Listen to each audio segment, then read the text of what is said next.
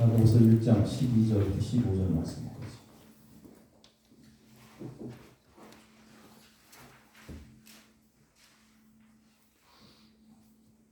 한번 읽겠습니다. 시작.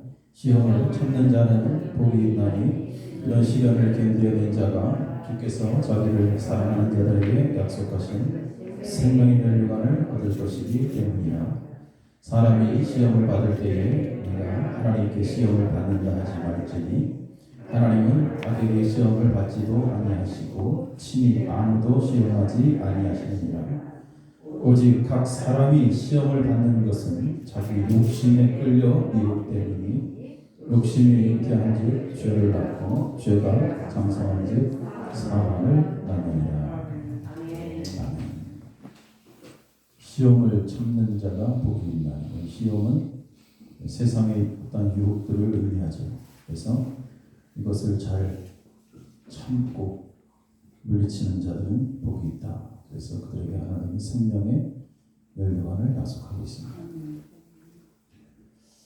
9일이 넘도록 지하 강산에 갇혀 살다가 사는 게 아니죠. 있다가 믹스커피 30분 갖고 일어났다 그랬나? 그 커피 먹어가면서 바위에서 떨어지는 물로 그 캄캄한 갱도 안에서 버티다가 극적으로 구출된 강부 이야기를 듣고 참 가슴이 뭉클했습니다. 한편으로는 이태원 참사로 인해서 생명을 잃은 젊은이들을 생각하며 그 기쁨을 마음껏 표현하지 못하는 우리의 현실, 오늘 살아가는 지금 이 땅의 현실이 참으로 안타깝습니다. 계속되는 북한의 도발, 그것 또한 우리를 결국 기쁘게만 하지 못한다는 거죠. 러시아 우크라이나 전쟁을 통해서 여러분 그 참사, 그 상황들을 아시겠지만 전쟁은 끔찍한 거예요. 겪어보신 우리 권사님들도 계시겠지만 북한이 저렇게 계속 도발하는 그 모습, 우리는 전쟁 나지 않는다라는 보장 없어요. 여러분 나라를 위해서 기도하십시오. 전쟁 나면 신앙이고 뭐고 지키기 너무 어렵잖아요. 깨어 있어야 된다. 민족이 깨어 있어야 된다. 저는 이런 뉴스들을 요즘 접하면서 이 고통의 한복판에 서 있는 자들을 보게 됩니다. 많은 추모의 발길이 지금 그들을 향하고 있어요. 그런데 과연 그러한 추모의 발걸음으로 그들이 위로가 될까? 여러분 엄청난 고통을 당한 사람들 그 고통의 순간에는 어떠한 소리도 들리지 않습니다. 오직 마음의 비통한 뿐입니다. 그것이 다른 사람의 잘못이든 자신의 연약함이든 극한 고난과 고통은 마음을 상하게 하죠. 그리고 그런 고통의 원인이 무엇일까? 누구의 잘못일까? 계속해서 잘잘못을 따지고 있는데 그 공방 역시 끊이지 않습니다. 사람들을 향한 비난의 화살은 계속되고 모두가 저들의 잘못이라고 이야기하죠. 그때 이렇게 하지 않았으면 이미 늦은 후회를 하는 것도 인간의 어리석은 모습입니다. 과연 믿음의 사람들은 어떨까? 여러분 우리 믿음의 사람들은 어떨까? 이런 상황 속에서 우리 믿음의 사람들의 삶을 한번 생각해 보게 됩니다. 그런 고통이 나에게 찾아왔을 때 과연 내가 하나님 앞에 선뜻 나설 수 있을까? 우리가 그러한 믿음을 갖고 있어야 됩니다. 그 극심한 고통 속에서 인간의 소리 들리지 않는 위로가 전혀 나에게 전달되지 않는 그러한 상황 속에서 하나님께 달려갈 수 있는 믿음이 있어야 된다. 기도하면서 저는 이 시대의 믿음의 사람들이 한번 신앙을 점검했으면 좋겠다. 모든 것이 잘 될 때는 하나님 감사합니다, 하나님 즐거워하다가 이런 시험에 빠지면 왜 나만 이런 고통을 당해야 되느냐 하면서 하나님을 원망하지는 않는지. 그래서 하나님과 아름다운 관계를 맺으며 살아가야 되는데 하나님과 불편하고 차가운 관계를 맺으며 살아가는 오늘날 수많은 그리스도인들, 한번 스스로 자신들을 돌아봐야 된다. 우리 이제 교회 이름이 바뀌었죠. 군산 나사렛 교회. 우리 교회도 우리 성도님들도 몇 안 되지만 우리 스스로 한번 돌아봐야 돼. 내 신앙을 점검해봐야 돼. 그러나 우리가 기억할 것이 있습니다. 고통의 상황이 누구 때문이든 무엇 때문이든 하나님은 항상 그 자리에 계신다는 것. 아멘. 하나님은 떠나지 않아요. 오늘 우리가 알아야 할 아주 중요한 사실. 그래서 그 고통의 순간이 왔을 때 그 고통의 자리에서 일어날 수 있는 힘은 세상의 위로가 아니라 우리를 향해서 손을 내밀고 있는 그 주님의 손을 붙잡는 것. 아멘. 그 주님의 손을 붙잡는 것. 오늘 이 땅에 고통당하는 많은 사람들 손 내밀고 있는 주님의 손을 붙잡기 위해서 기도하고 그렇게 주님의 위로가 세상의 위로 추모의 발길이 아니라 주님의 위로가 임하기를 여러분 시시때때 기도하시기를 바랍니다. 아멘.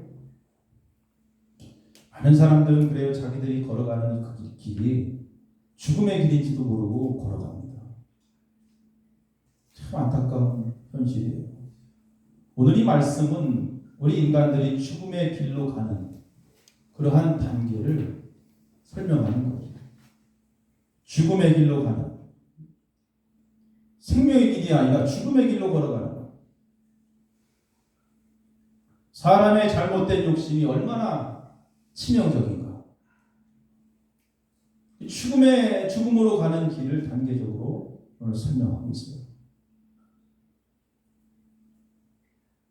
첫 번째 보면 자기 욕심에 끌리는 단계. 14절 말씀 듣고 자기 욕심에 끌려. 그 다음에 두 번째는 유혹에 걸려드는 단계죠. 덫에 걸리는 단계. 욕심에 끌리다 덫에 걸려들고. 그러다 보면 세 번째 단계로 그 덫에 걸린 자신을 그냥 받아들이는 단계로 가버리죠. 자, 그 다음부터는 성경은 생물학적 표현을 씁니다. 죄를 낳는다 이렇게 표현합니다. 죄를 낳는다. 짓는다가 아니라 죄를 낳는다. 죄를 짓는 게 아니라 죄를 낳는다. 그리고 그 죄가 점점 자란다. 자라는 단계예요.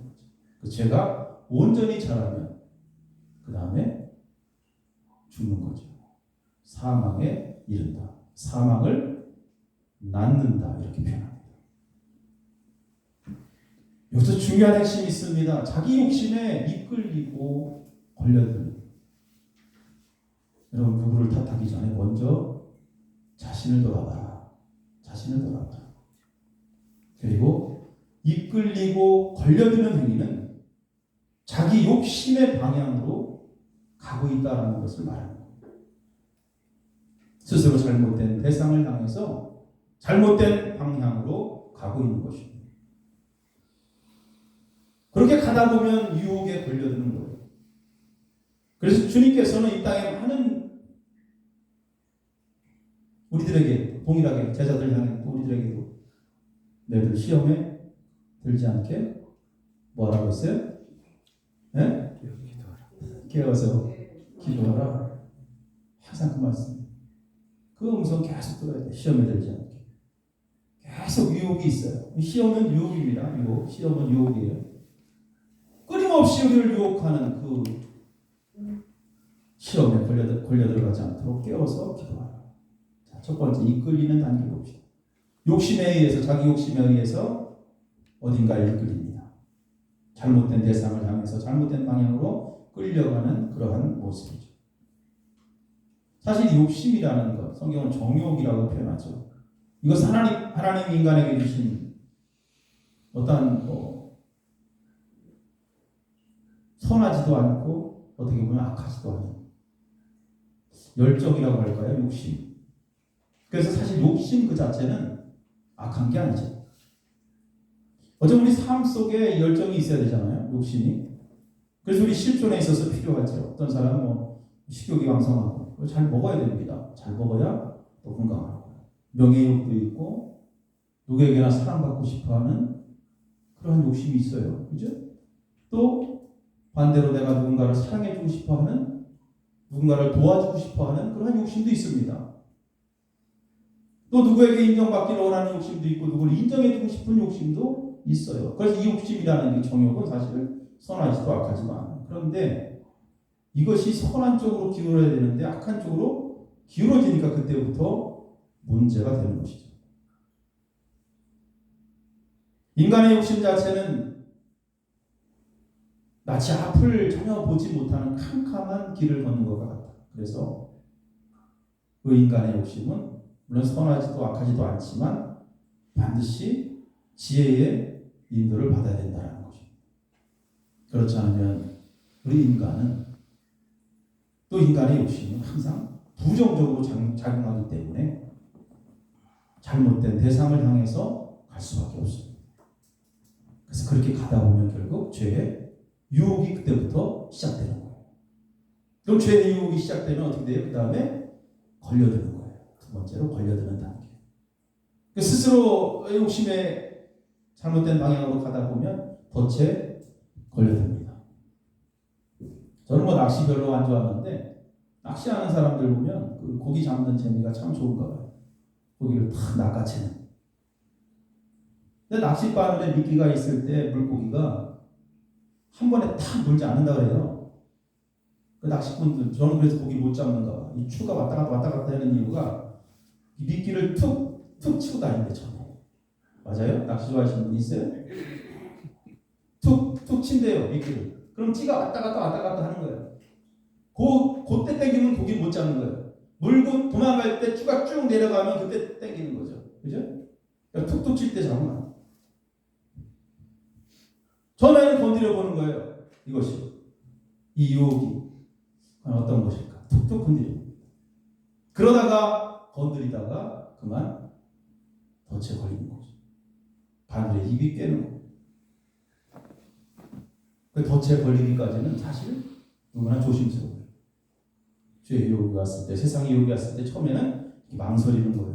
그리 갈까 말까 고민하게 되죠. 욕심에 이끌려서 걸려들기 전까지는 상당히 고민하게 돼요. 그래서 주의도 하지 마. 하지만 계속된 유혹. 그래서 기도하라 이거예요. 시험 되지 않게. 계속된 세상의 유혹에 이기지 못하고 그만 그 욕심에 의해서 그 덫에 걸려버리겠죠. 여러분 미끼를 물게 되면 그때부터는 방법이 없어요. 방법이 없잖아요. 고기가 바늘에 걸렸는데. 그래서 욕심에 이끌리고 걸려드는 단계. 이게 가장 중요한 거예요. 왜? 거기에 걸려들게 되면 그때부터는 그 상황을 받아들이는 거예요. 이제 받아들일 수밖에 없잖아요. 그래서 세 번째 받아들이는 단계. 죄를 받아들인다. 매우 위험한 단계에 빠집니다. 처음에 잘못된 욕심에 의해서 스스로 잘못된 대상을 향해서 가다가 덫에 걸리지. 그러다 결국 거기에 헤어나오지 못해서 우리 많은 사람들이 이제 헤어나지 못하는 거예요. 사실 거기에 빠져가지고 그냥 그대로 받아들이는 거예요. 받아들이는 거예요. 받아들인다는 게 뭐예요? 죄와 한 몸이 된다는 거 이제. 죄와 한 몸이 되는 거예요. 죄를 짓고도 이게 죄인지도 모르는 거예요. 이제. 그래서 죄와 한 몸이 돼버리는 거예요. 그래서 오늘 성경은 죄와 한 몸이 된다. 한 몸이 된다. 마치 결혼한 것처럼. 그렇기 때문에 거기서 뭐가 나와요? 죄가 나오는 거예요. 죄가. 죄를 낳는 거예요. 죄를 낳는 거예요. 죄를 낳는다. 죄를 낳는다.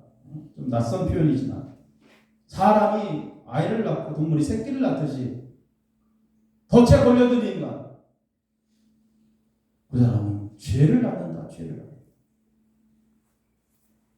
여러분 무엇인가 낳는다라는 것 낳는다는 표현은 뭐예요? 생명을 얻는다 그런 표현이지만 좀 역설적으로 이야기하는 거예요. 죄를 낳기 때문에 죽는 거예요.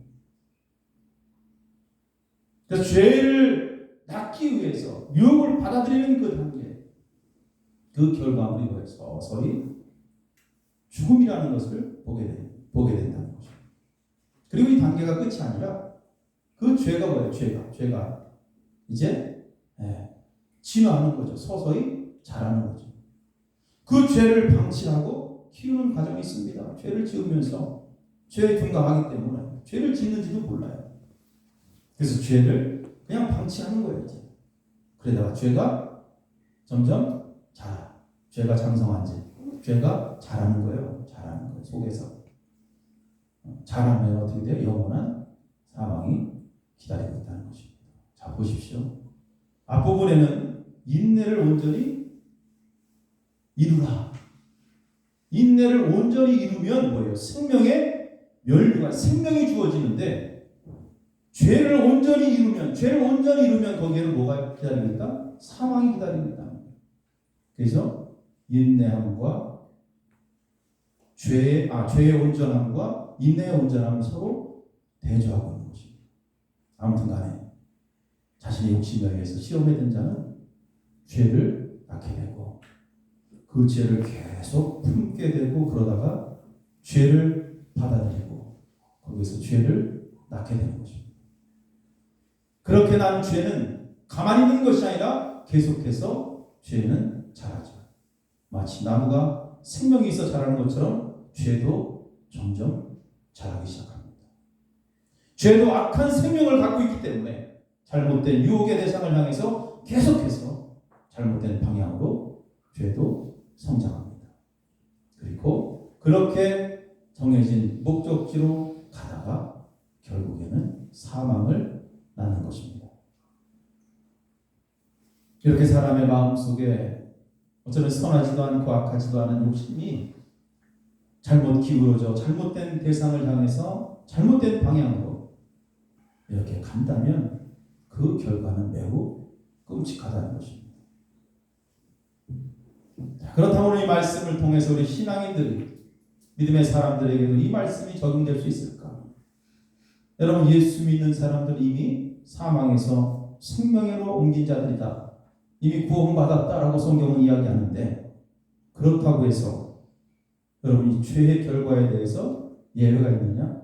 그렇지 않다는 것입니다. 하나님의 은혜로 생명을 얻은 자들도 여러분 죄를 짓게 되면 예외 없이 사망을 낳는 것입니다. 어느 교단은 그래요. 이단이죠. 넌 예수 믿어서 이미 구원받았기 때문에 넌 세상에서 내 멋대로 살아도 돼. 그 죄 짓는 것을 허용하죠. 그게 맞습니까? 맞지 않아요. 죄는 절대로 그 누구도 예외가 없다. 그래서 야고보가 오늘 이 죄의 죽음에 이르는 과정, 죄로 인해서 죽음에 이르는 과정을 여러 단계로 이렇게 나열하면서 믿는 자들도 예외가 없으니 이 단계를 통해서 거기에 하나님의 은혜를 발견하고 죄를 짓지 말고 오늘 말씀처럼 죽지 말고 살아야 된다라는 것을 오늘 성경은 우리에게 외치고 있는 것입니다. 자, 점진적으로 자라는 죄. 오늘 죄가 점진적으로 자라고 있죠. 이 죄를 피해서 죽음이 아니라 생명을 얻기 위해서는 어느 한 단계에서 빨리 돌아서야 된다. 돌아서야 된다는 거예요. 그래서 우리 단계적으로 설명하는 거예요. 시험으로 시작한 유혹에서 사망에 이르는 과정을 어쩌면 짧은 과정이 아니죠. 오늘 말씀은.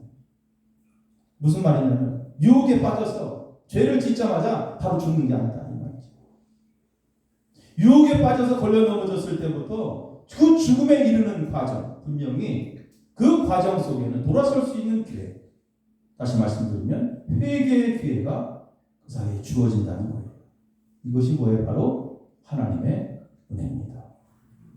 이 하나님의 은혜를 발견하지 못하는 자는 안 되는 거예요. 이 하나님의 은혜를 발견해야 돼요.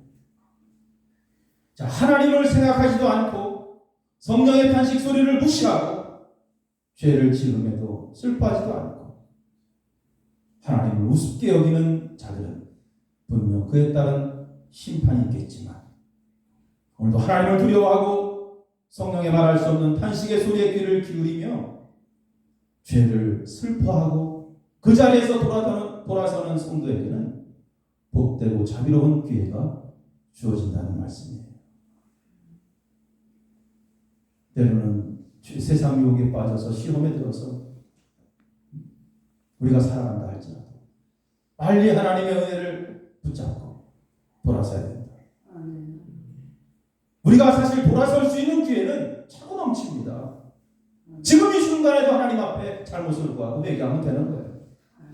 그런데 그 기회를 우습게 여기고 돌아서지 않기 때문에 최종적으로 많은 이들이 사망에 이르는 거예요. 여러분, 오늘 믿는 우리들 죽지 말고 살아야 돼요. 옆 사람은 그렇게 인사하십시오. 죽지 말고 살아야 됩니다. 물론 육신이 그렇지만 우리 영혼을 이야기하는 거예요. 영원한 생명을 이야기하는 거예요. 죽지 말고 살자. 여러분, 분명히 인간의 욕심은 죽음을 이르게 한다. 세상의 유혹을 뿌리치지 못하는 거예요. 오늘 믿음의 사람들이 하나님을 마음에 두지 않고 하나님과 세상을 마음에 품고 두 마음을 가지고 살아간다면 그때부터는 세상의 유혹에 빠지기 쉽습니다. 그 욕심이 무엇이든 그것이 마음에 자리 잡게 되면 하나님의 말씀과 성령의 음성을 저버리고 다른 방향으로 가게 되어 있어요. 하지만 그렇다고 해서 바로 죽지는 않아요. 바로 사망에 이르진 않아요. 죄의 결과는 분명 사망이지만, 그래서 제가 읽으면서 항상 감사한 말씀이 있어요. 하나님은 긍휼이 많으시고 노하기를 더디하시며 할렐루야. 즉각 하나님의 심판이 만나면 여기 앉아있을 사람 아무도 없어요. 저도 마찬가지고. 그래서 긍휼이 많으신 하나님, 긍휼이 많으신 하나님. 성경에 보면 이 말씀이 얼마나 많은지 몰라요. 하나님의 긍휼하심. 오늘도 노하기를 더디하신 하나님. 그래서 그 자녀들이 사망의 자리에 들어가지 않도록 하나님 오늘도 회개하기를 원하시는 거예요. 회개하기를. 그래서 하나님 오늘도 우리들을 향해서 그의 백성들을 향해서 너희들 죽지 말고 살아야 된다. 너희들 죽지 말고 살아야 된다.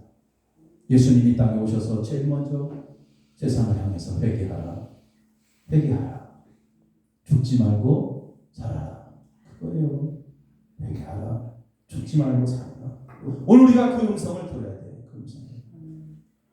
어제는 많은 사람들이 죄를 짓고 사망에 이르기보다는 돌이킬 수 있는 수많은 기회들을 놓치고 그들의 무지와 완악함으로 인해서 사망에 이르는 경우가 더 많다는 것입니다. 사람은 영적으로 도덕적으로 어떠한 선택에 의해서 그 사람의 내면에 질적 변화를 일으킵니다. 근데 마치 그것이 화학적 변화 같아서 내가 어떠한 말씀을 듣느냐, 어떠한 삶을 사느냐에 따라서 그 사람 행동에도 큰 영향을 미치는 거예요. 하나님의 말씀을 품고 내가 오늘도 말씀대로 살려고 노력하면 그 사람의 행동에는 분명히 선함이 드러나게 되어 있어요. 그 사람의 행동에는 분명히 그리스도의 성품이 나타나는 거예요. 그러나 죄를 오랫동안 품고 하나님의 말씀을 거부하고 자기의 욕심에 끌려서 완악함 속에 살게 되면 그러다 보면 여러분 그런 사람은 하나님에 대해서 말씀에 대해서 교회에 대해서 우습게 여기는 거예요. 그렇게 스스로 어둠에 갇히다가 오늘 말씀처럼 사망을 낳는 거예요. 그렇기 때문에 잘못된 욕심을 품고도 오늘 설령 여러분 내가 지금 내 멋대로 살고 그래서 죄를 짓고 그 죄가 계속해서 내 마음속에 머물러 있어도 봐라 내 속에 아무 일이 일어나지 않는다. 나는 괜찮아. 전혀 걱정 없어. 자만하지 말라 이 말이에요. 그렇게 자랑하지 말라는 것입니다. 하나님의 인내하심과 하나님의 공률하심과 하나님의 사랑을 업신여기지 말아라. 업신여기지 말아라. 분명한 것은 생명은 오직 하나님 안에 있고 하나님과 함께 있다는 것을 너희들 명심하라. 그리고 어제나 오늘이나 영원토록 변함없는 하나님의 그 사랑을 바라보며 오늘도 세상을 바라보지 말고 두 마음을 품지 말고 하나님만을 바라보며 너희들 두 마음에서 벗어나야 된다. 오늘 야곱은 우리에게 이렇게 권면하고 있는 것입니다. 행여나 우리 심령 가운데 시험에 빠져 있다면 지금 내가 어느 단계에 있든지 그건 중요하지 않습니다. 빨리 그 자리에 엎드려 하나님 앞에 돌아가면 돼요. 하나님은 우리가 엎드려 기도할 때, 우리가 엎드려 단식할 때, 우리가 엎드려 간구할 때 하나님은 귀를 기울이십니다. 그리고 사망의 길이 아니라 생명의 길로 우리를 건져주실 줄로 믿습니다. 그래서 하나님의 그 크신 사랑은 오늘도 죄에 빠져 고통에 빠져 허덕이는 그러한 많은 사람들을 그러한 구렁텅이에서 건져낼 만큼 강력한 사랑이 하나님에게 있다는 거예요. 그래서 여러분 어떠한 상황에서도 주님께 도움을 구한다면 하나님은 분명히 그 자는 구원해 주실 줄로 믿습니다. 그 죄의 길, 죽음의 길을 멈추고 생명의 길을 걷는, 그래서 여러분 죽지 않고 사는 자가 되시기를 주님의 이름으로 간절히 축원합니다. 기도하시겠습니다.